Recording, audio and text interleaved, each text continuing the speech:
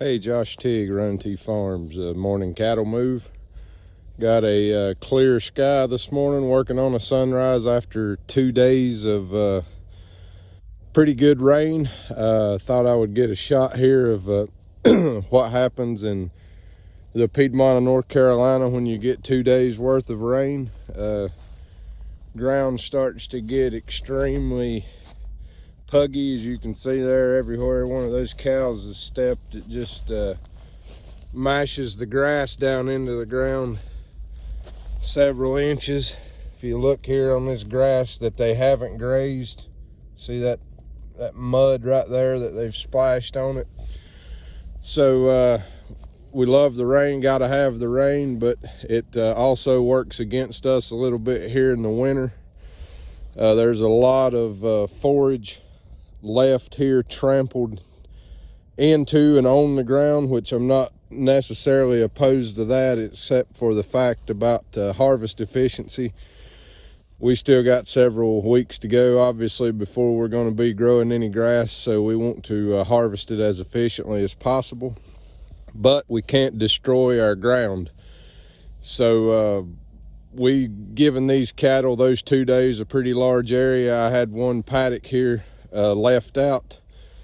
I think the ground's dry enough now that they won't foul this as bad with muddy water from their feet and stuff dripping on it. So hopefully we'll get a day or so out of this before we move on.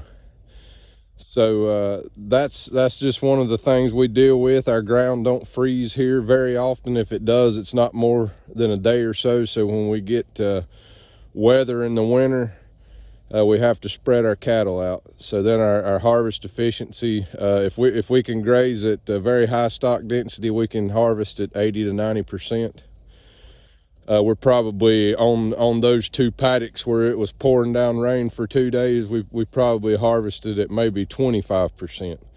So 75% of that forage is still there, fouled, stomped down into our red clay soil here. So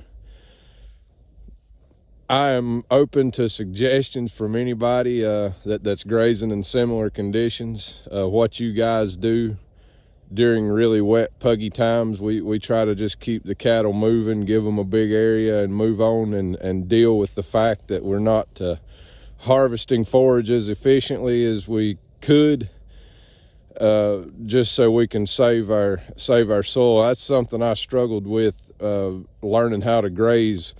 Whenever you start harvesting forage, running your animals at high stock density and being able to harvest your forage very efficiently, when you have to stop doing that, it kind of bothers you. You think that you're missing out on something, that you're not getting the manure and urine distribution that you can. So in the back of your mind, you're thinking, man, maybe I can just tighten them up a little bit more and do a little bit better. And then you come out to do a paddock move, and you've got a complete slop hole where these cows, because you put them in there at too much stock density during a wet and puggy time, have just destroyed a section of your pasture.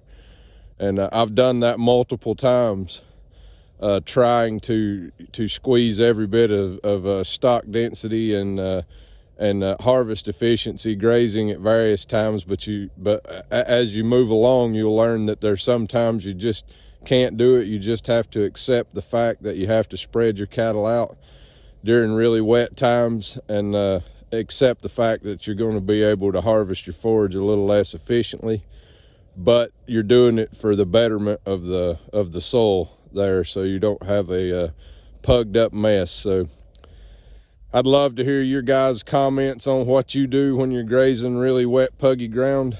Clay in particular, we have mostly red clay here on our farm in the Piedmont of North Carolina. So drop some comments down there if you're on Facebook or watching us on YouTube. If you're on YouTube, hit the like and the subscribe button. A great place to check out what we're doing here at Running T Farms, and we'd love to hear your comments and suggestions on anything that you might like us to talk about or address of what we're doing on our farm. So you can drop those in the comments. Hope everybody has a fantastic day. You can check us out online at runningtbeef.com, or you can like us on Facebook at Running T Beef.